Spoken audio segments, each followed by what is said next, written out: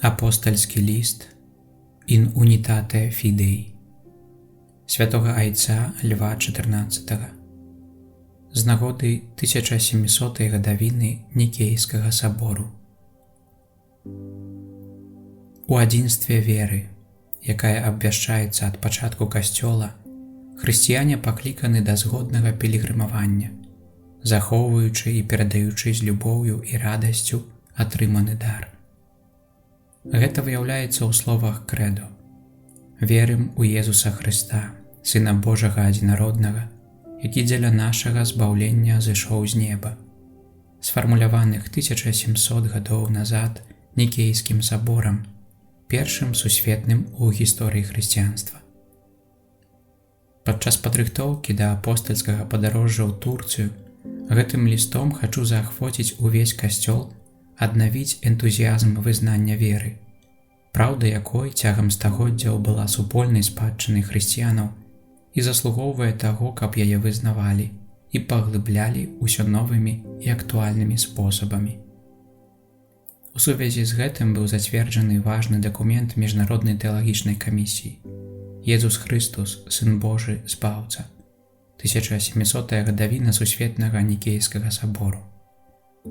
Я спасылаюся на яго, бо ён прапануе карысныя перспектывы для разумення важнасці і актуальнасці Нікейскага сабору не толькі ў аспекце тэалагічным і касцёльным, але культурным і сацыяльным. Пачатак Евангелля Езуса Хрыста, Сына Божага. Так распачынае сваё Евангелле святы Марк, падсумоўваючы ўсё яго пасланне менавіта ў знаку Божага сыноўства Езуса Хрыста. Таксама апостал Павел ведае, што ён пакліканы абвяшчаць Евангелле Бога пра яго Сына, які памёр і ўваскрос дзеля нас, які з'яўляецца апошнім так Бога для абяцанняў прарокаў. У Езусе Хрысце Слова, якое было Богам ад пачатку часоў і праз якое было створана ўсё, як кажа пралог Евангелля паводле святога Яна, сталася целам і пасялілася між намі. У ім Бог стаў нашым бліжнім. Таму ўсё, што мы робім кожнаму з нашых братоў, мы робім таксама яму. Таму гэта не выпадковы збег абставінаў, што ў гэты святы год, прысвечаны нашай надзеі, якой з'яўляецца Езус Хрыстус, мы адзначаем таксама 1700-ю гадавіну першага сусветнага сабору ў Нікеі, які ў 325 годзе абвясціў вызнанне веры ў Езуса Хрыста, Сына Божага. Гэта сэрца хрысціянскай веры. Нават сёння, падчас нядзельнай Еўхарыстыі, мы чытаем нікейска-канстантинопольскі сімвал, вызнанне веры, якое аб'ядноўвае ўсіх хрысціянаў. У цяжкія часы, у якія мы жывём, сярод столькіх трывог і страхаў, пагроз вайны і гвалту, стыхійных бедстваў, сур'ёзнай несправядлівасці і няроўнасці, голаду і галечы, якія церпяць мільёны нашых братоў і сясцёр, яно дае нам надзею. Часы Нікейскага сабору былі не менш бурлівыя. Калі ён распачынаўся ў 325 годзе, яшчэ былі свежымі раны ад пераследу хрысціянаў.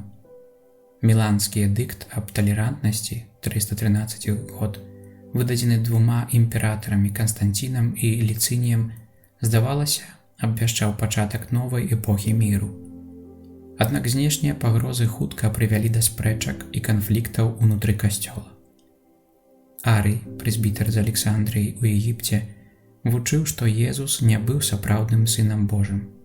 Нават калі б ён быў не проста стварэннем, ён быў бы пасрэднікам паміж недасягальна далёкім Богам і намі. Таму павінен быць час, калі Сын не існаваў. Гэты погляд адпавядаў распаўсюджанаму меркаванню таго часу і таму здаваўся прымальным.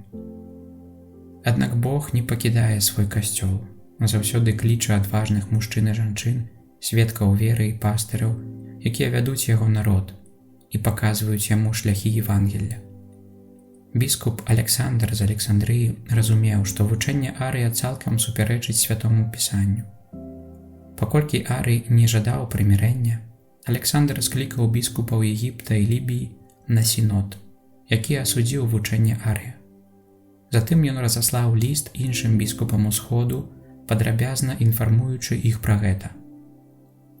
На захадзе пачаў дзейнічаць біскуп Осій з Кордабы ў Іспаніі, які ўжо раней паказаў сваю руплівасць у вызнанні веры падчас ганенняў пры імператары Максіміяне і карыстаўся даверам біскупа Рыма папы Сільвестра.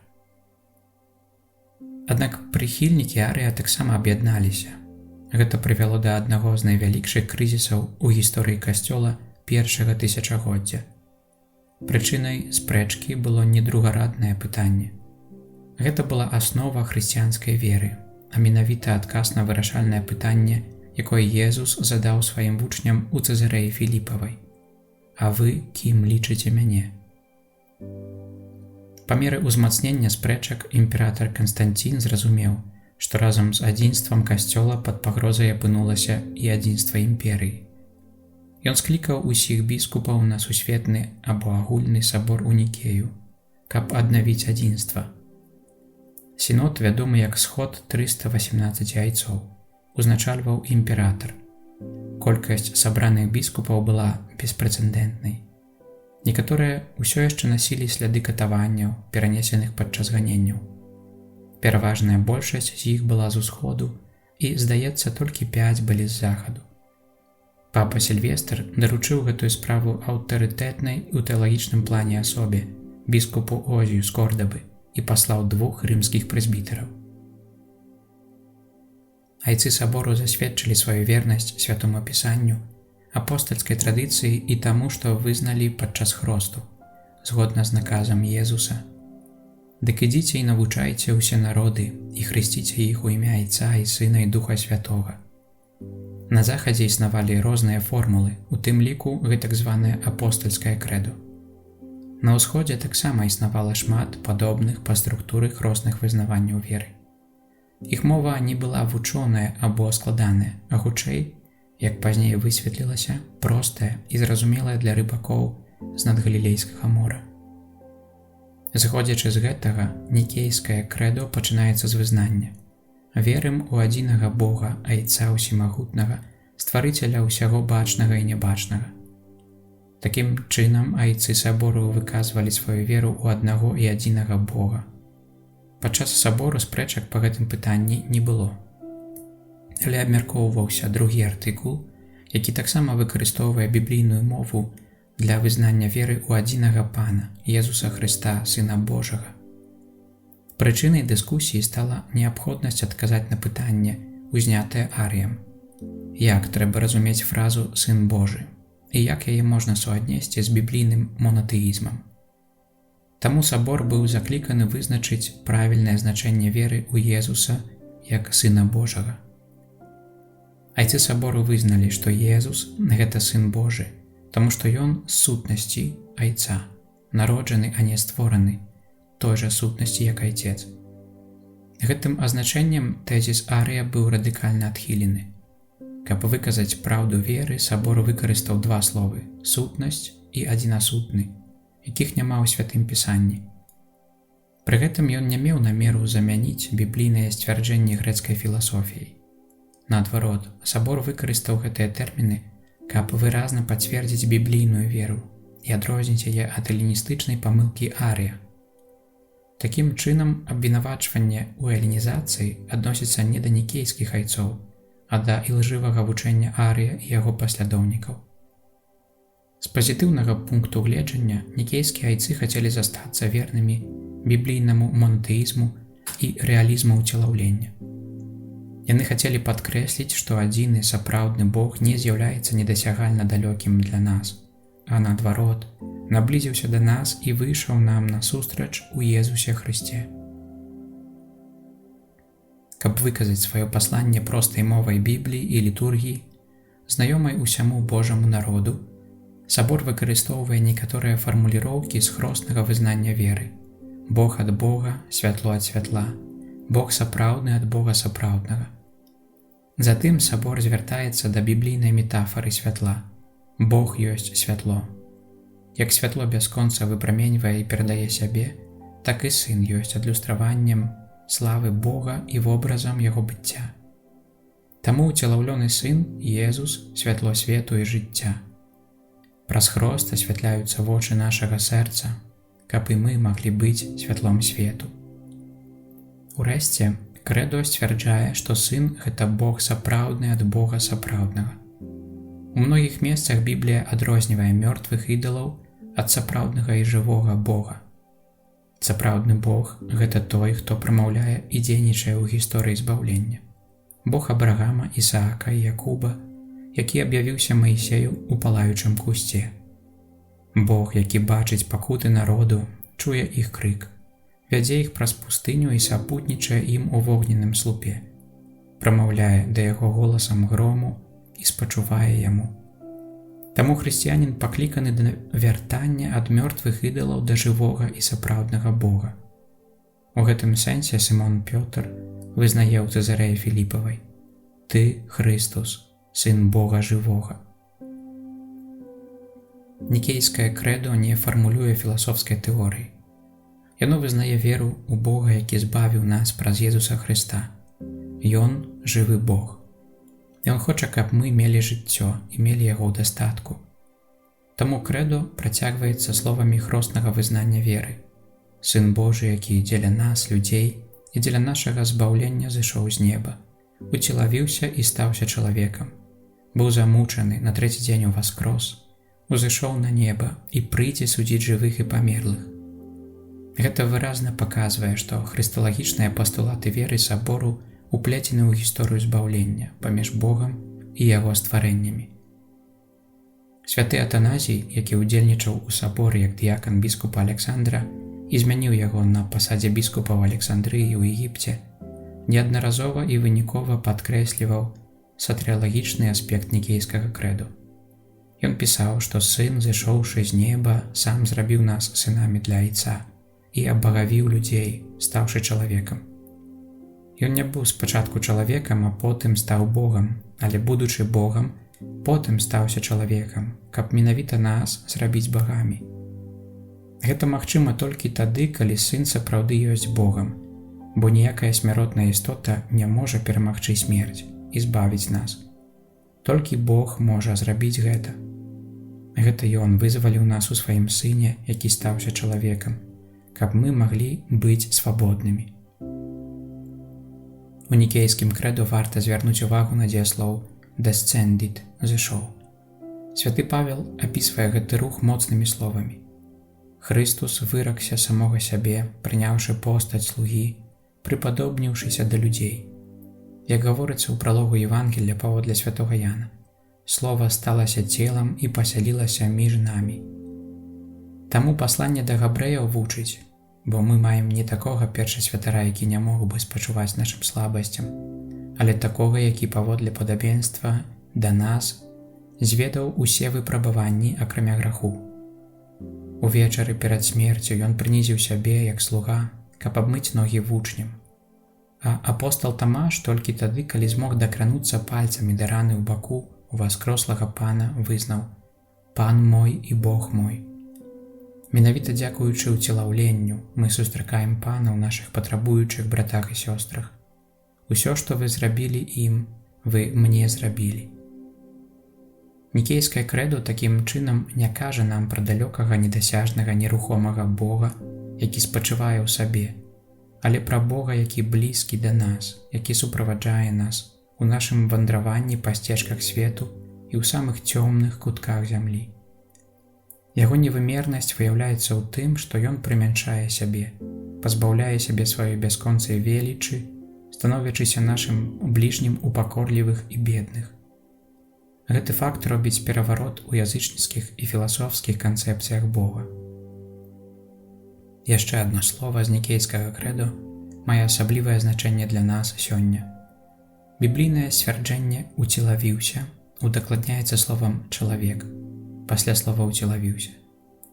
Гэтым Нікея дыстансуецца ад лжывай дактрыны, паводле якой логос прыняў толькі цела як знешнюю абалонку, а не чалавечую душу, надзеленую розумам і вольнай волей. Наадварот, імкнецца пацвердзіць тое, што выразна абвясціў Халкідонскі сабор у 451 годзе. У Хрысце Бог прыняў і адкупіў усю чалавечую істоту з целам і душою. Сын Божы стаўся чалавекам, тлумачыць святы Атаназій, каб мы, людзі, маглі стаць боскімі. Гэтае канкрэтнае разуменне Божага аб'яўлення было падрыхтавана святым Ірынеем Ліёнскім і Арыгенам, а затым развіта ў багатай усходняй духоўнасці. Абагаўленне не мае нічога агульнага з самаабагаўленнем чалавека. Наадварот, абагаўленне абараняе нас ад першай спакусы стаць як Бог. Чым Хрыстус з'яўляецца паводле натуры, тым мы становімся, дзякуючы ласцы. Праз справу адкуплення Бог не толькі аднавіў нашу чалавечую годнасць як Божага вобраза, але цудоўным чынам той, хто стварыў нас, зрабіў нас яшчэ больш цудоўным чынам удзельнікамі сваёй боскай натуры.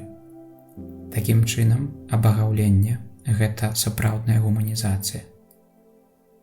Вось чаму існаванне чалавека пераўзыходзіць яго самога, шукае па-за ім, прагне па-за ім і не знойдзе спакою, пакуль не спачне ў Богу.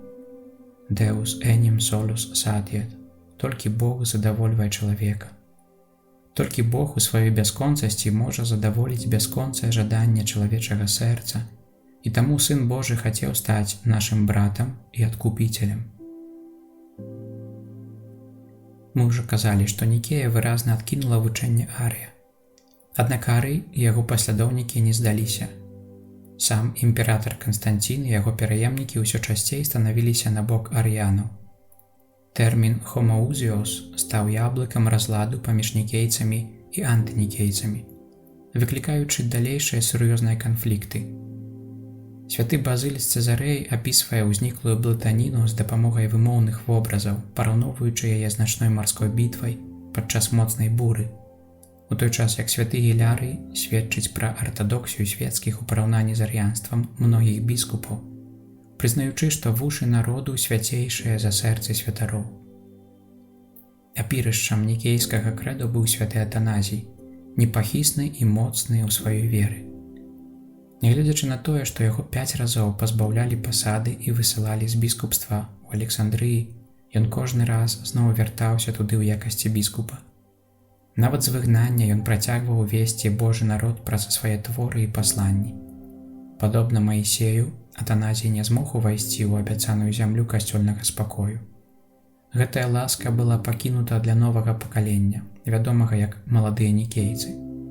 На ўсходзе гэта былі 3 кападакійскія айцы, святы Базыль з Цэзарэі, якому надалі тытул «Вялікі», яго брат святы Грыгорый з Нісы і найбольшы сябар Базыля святы Грыгорый Назіанскі. На захадзе важную ролю адыгралі святы Гілярый з Пуацье і яго вучань святы Мартін Турскі, а таксама перш за ўсё святы Амброзій Міланскі і святы Аўгустын з Гіпоны. 3 кападакійцам належыць асаблівая заслуга ў распрацоўцы фармуліроўкі нікейскага крэду, якая паказала, што адзінства і тройца ў Богу зусім не супярэчаць адно аднаму. У гэтым кантэксце падчас першага Канстанцінопальскага сабору ў 381 годзе быў сфармуляваны артыкул веры адносна Духа Святога. Такім чынам крэду, якое з тых часоў называецца нікейска-канстанцінопальскім, гучыць так: «Верым у Духа Святога, Пана і Жыватворцу, які з айца паходзіць, якому разам з айцом і сынам належыць пакланенне і хвала, які прамаўляў праз прарокаў». Пачынаючы з Халкідонскага сабору ў 451 годзе, Канстанцінопальскі сабор быў прызнаны сусветным, а нікейска-канстанцінопальскае крэдо было абвешчана паўсюдна абавязковым. Такім чынам яно ўтварала повязь адзінства паміж усходам і захадам. У 16 стагоддзі яго таксама захавалі касцёльныя супольнасці, якія ўзніклі ў выніку рэфармацыі. Такім чынам нікейска-канстанцінопальскае крэдо з'яўляецца агульным вызнаннем усіх хрысціянскіх традыцый. Шлях ад святога пісання да нікейскага вызнання веры быў доўгім і паслядоўным. Праз яго прыняцце Канстанцінопалем і Халкідонам аж да 16 стагоддзя і нашага 21. Усе мы, як вучні Езуса Хрыста, ахрышчаныя ў імя Айца і Сына і Духа Святога, робім на сабе знак крыжа і атрымліваем благаслаўленне. Кожную малітву псальмамі ў літургіі гадзінаў мы заканчваем словамі «Хвала Айцу і Сыну і Духу Святому». Такім чынам літургія і хрысціянскае жыццё трывала замацаваны ў канстанцінопальскім крэду. Тое, што мы вымаўляем вуснамі, павінна ісці ад сэрца, каб гэта было засведчана ў нашым жыцці. Таму мы павінны спытаць сябе, як выглядае духоўнае засваенне крэду сёння.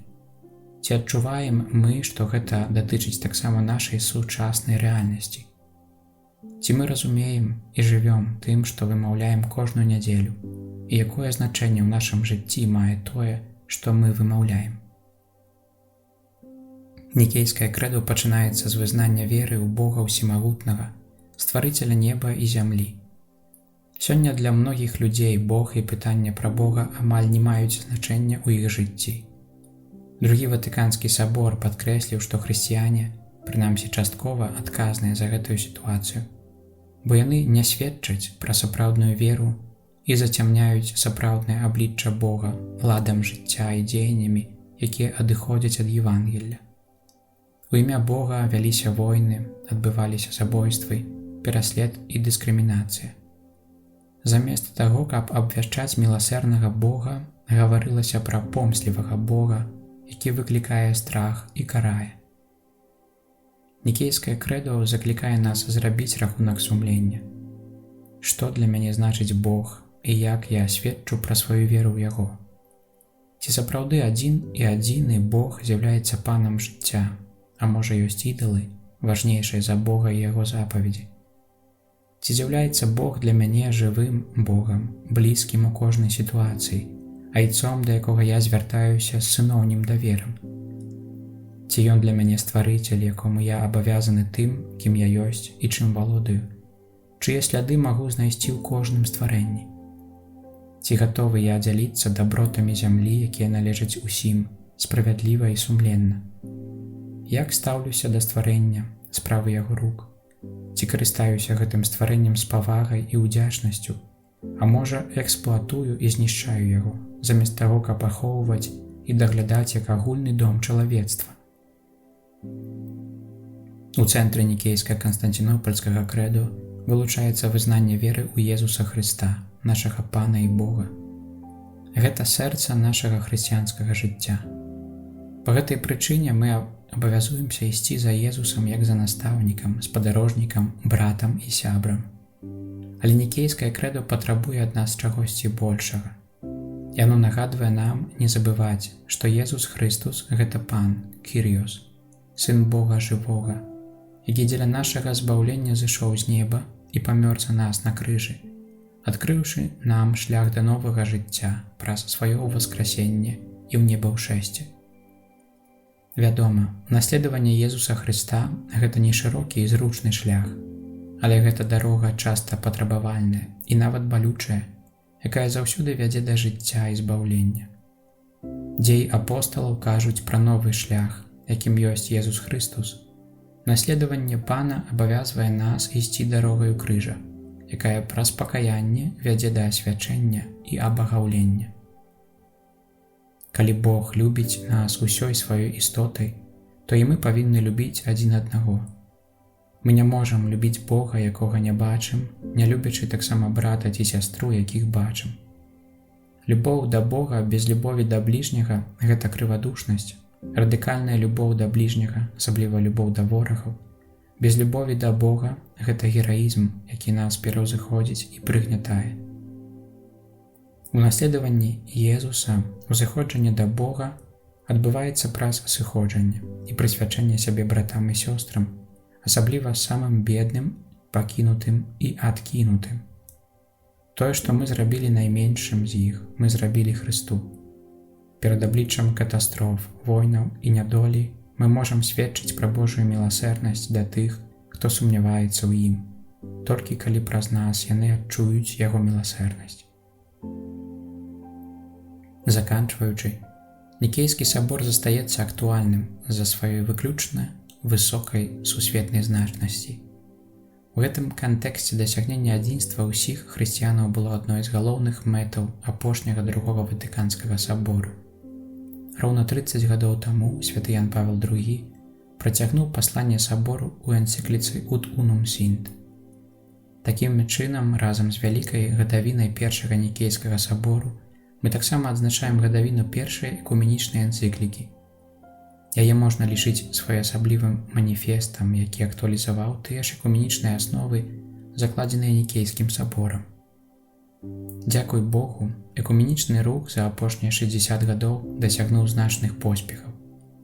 Хоць мы яшчэ не дасягнулі поўнага, бачнага адзінства з праваслаўнымі і ўсходнімі праваслаўнымі цэрквамі, а таксама з касцёльнымі супольнасцямі, якія ўзніклі ў выніку рэфармацыі, экуменічны дыялог прывёў нас на падставе аднаго хросту і нікейска-канстанцінопальскага крэду да распазнання ў братах і сёстрах іншых касцёлаў і касцёльных супольнасцяў нашых братоў і сясцёр у Езусе Хрысце, а таксама да адкрыцця адзінай і паўсюднай супольнасці вучняў Хрыста па ўсім свеце. Разам мы вызнаём веру ў адзінага Бога, Айца ўсіх людзей. Разам мы вызнаём адзінага Пана і сапраўднага Божага Сына Езуса Хрыста, а таксама адзінага Духа Святога, які натхняе і вядзе нас да поўнага адзінства і супольнага сведчання аб Евангеллі. Тое, што нас аб'ядноўвае, сапраўды з'яўляецца чымсьці значна большым за тое, што нас раз'ядноўвае.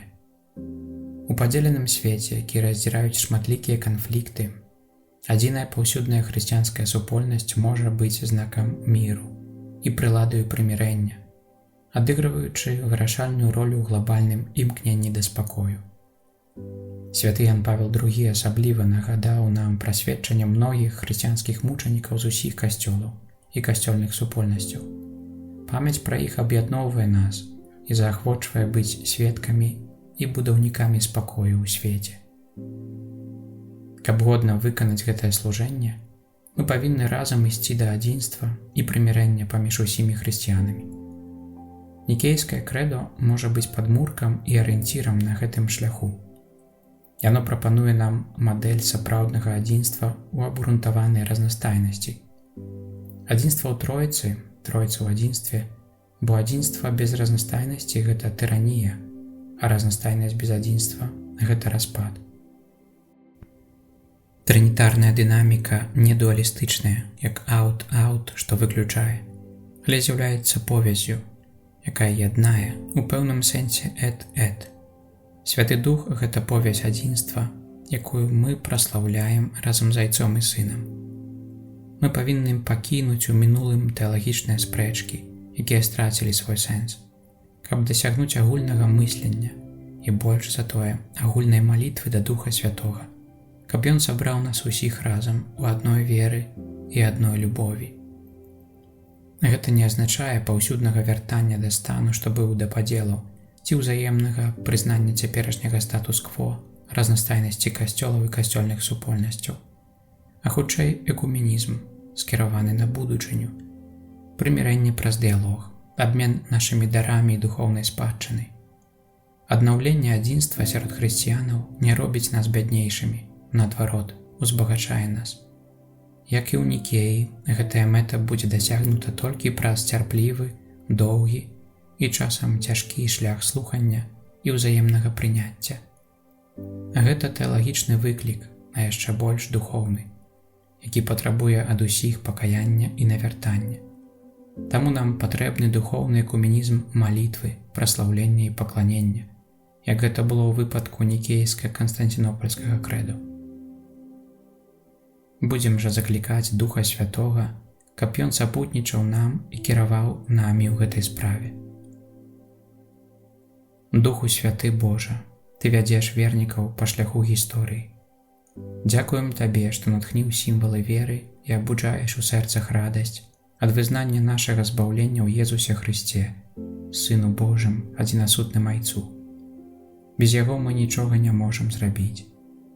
Ты, спрадвечны Дух Божы, праз вякі робіш зноў маладую веру Касцёла. Дапамажы нам паглыбляць яе і заўсёды вяртацца да самага важнага, каб абвяшчаць яе. Прыйдзі, Духу Святы, з полымем Тваёй ласкі, каб ажывіць нашу веру, распаліць у нас надзею і запаліць любоў, каб нашае сведчанне ў свеце не было бясплённым. Прыйдзі, боскі суцяшыцель, ты, які ёсць суладдзем, каб з'яднаць сэрцы і розумы верных.